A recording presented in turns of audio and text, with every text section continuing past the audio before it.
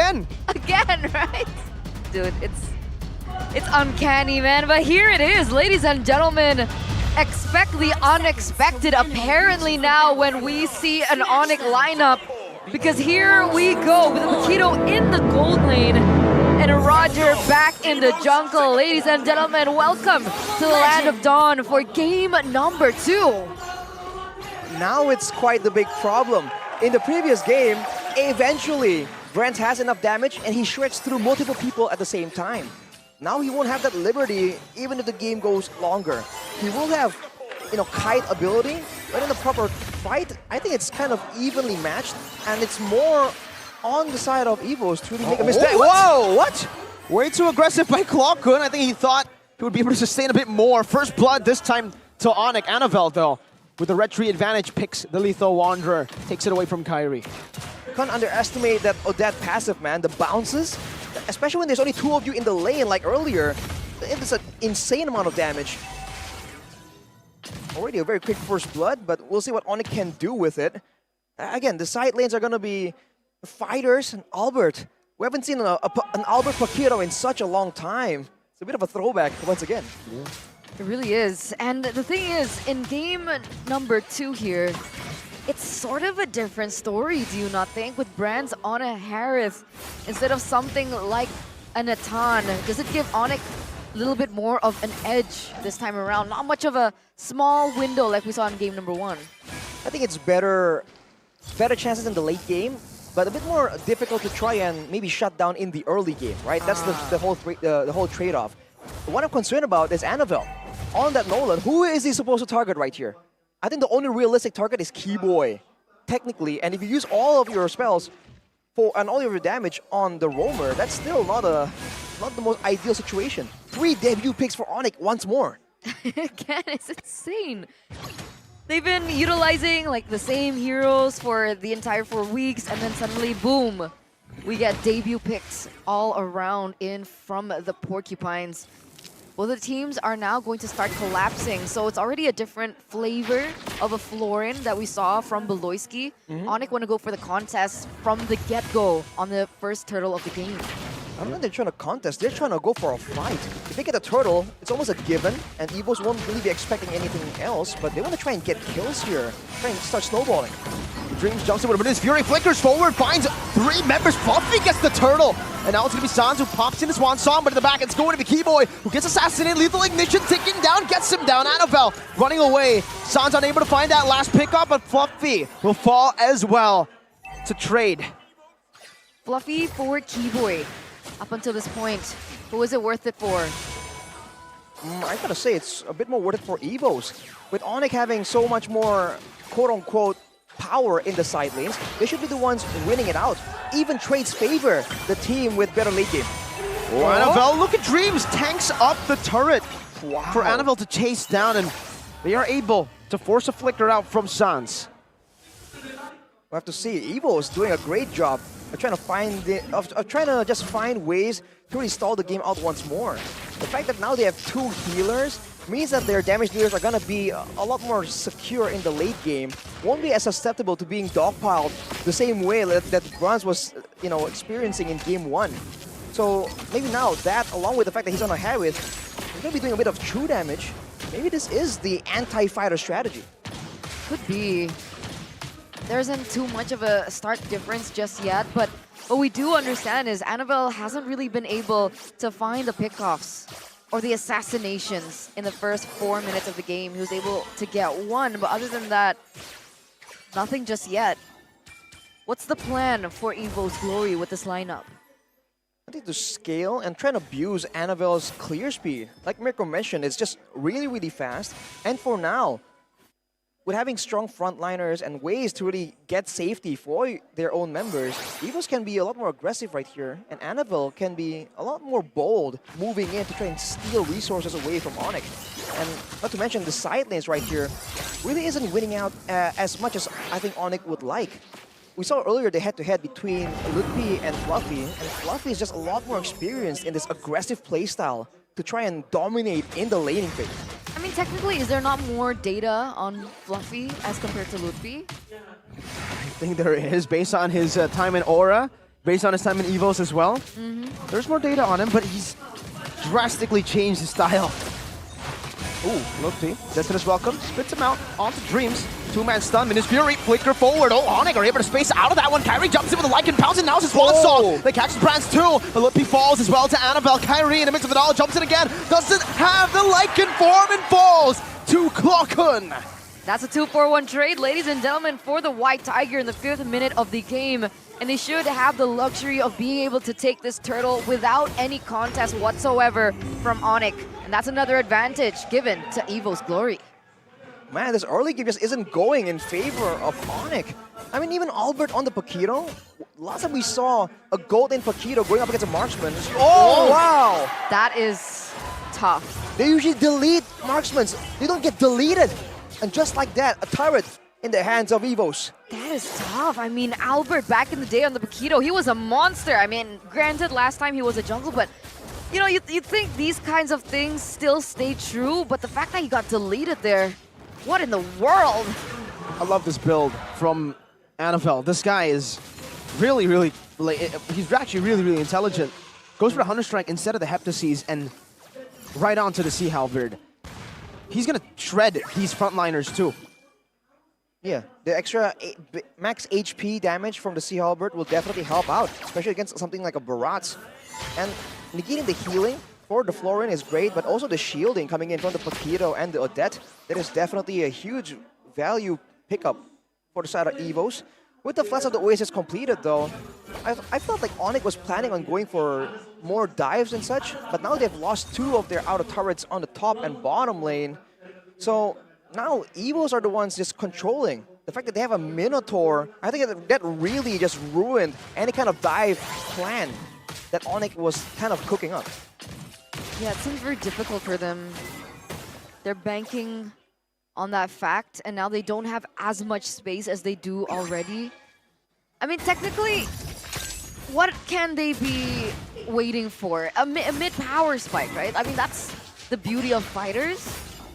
Mid-power spike, and the fact that in the mid lane they have an actual carry that does damage instead of an Angela. That's the only real thing they have, so they need to make sure that Annabelle or Brands don't start snowballing. Because later on, even though there's going to be AoE damage, if Evos have enough resources to keep Annabelle or Brands alive to just slowly but surely just chunk everyone down and take them out, then that advantage gets negated. Getting a bit of healing. Getting to the Frog Armor, but Fluffy pops the last Insanity first. Keyboy still holding onto the Bloom. And it's all just a zone. Annabelle picks up the Lord, and he is 2 levels up on Kyrie right now. That's a 1v1. Annabelle wants to go for the burst, jumps onto Albert. Misses the fracture, but now just basic attacking Albert to death.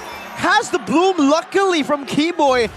A cross-map heal, that global heal coming in handy to save Albert. Dreams. Venus Fury and the Flicker on the stance. Now on the knock-up is Brands. Jumps over to Zaman Force. Keyboy is down. Klokkun picks up the kill, and Brands is just wreaking havoc, dodging away and getting a few more shots to zone Onic away from this turret, looking for it now. No P. No Death's welcome. Fracture missed again. Annabelle looking for the turret. Brands is hitting on it now. Albert jumps in, but will lose his life again. It's Klokkun who's on a killing spree, and Brands takes the mid lane tier 1 down. So unfortunate for Onic, but so well played by Evos. Earlier on in that team fight, that was a 1v1 situation between Klokkun and Albert. That's an Angela and a Paquito, and with a follow-up coming through from Evos Glory, they were able to turn that entire thing around. What Albert thought would be a little bit of an advantage for them ended in really just them at a disadvantage. This is a almost 5k gold lead for Evos Glory in the 9th minute of the game.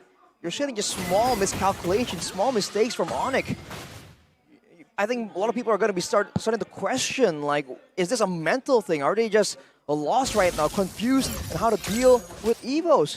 Albert tried to weave in and out, but he gets stopped by Dreams. So Evos are the ones that have, I guess, the mental luxury to be looking and setting up towards the future. You know, they're planning out ahead how they want to play these fights out. Even if we take a look at the player's goal, Annabelle, right? Annabelle with the burst down. Albert has been taken down again. It's another solo. 2 times. Wow. The Nolan pick. I I mean, Annabelle, relatively new name in the MPL, but he's been able to make this Nolan such a fearsome pick. We were wishing for Assassins to show up again. I don't think this is how we were expecting it to go, though. Definitely not, and it's really truly him also and his redemption arc from the last time he was able to pick up an Assassin here. 4-0-2 so far.